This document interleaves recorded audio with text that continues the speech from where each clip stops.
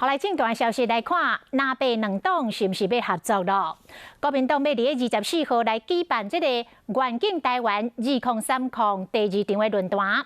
国民党的党主席江启臣是邀请到民众党的党主席郭文泰来参加，也毋过为着要避免无必要的猜测，所以两个人无爱用主席来称呼对方。 台北市政府讲，这个江启臣会称呼郭文泰是市长，若郭文泰要安怎来称呼到江启臣，嘛无需要想斤斤计较咯。 你有找蓝白合吗？面对问话无回应，市长郭文泰24号会出席国民党举办的论坛，头一摆和国民党主席江启臣共台。主题呢，主要是关于居住正义，还有年轻人低薪的问题。针对议题的部分，我们是希望可以跟社会对话交流，那当然也包括其他的政党。柯市长他并没有太过排斥，他认为说大家应该共同研议出相关的方案，这才是全台湾之福。强调要替台湾后一代打拼。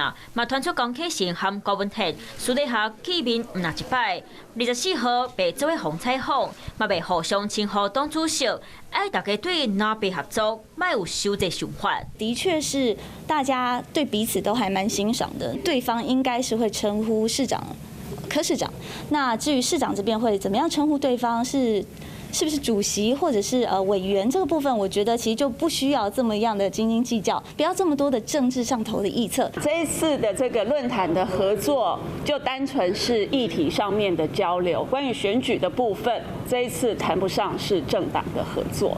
面对2022和2024选战，国民党和民众党所来的关系，搁一摆互各界拢得注意。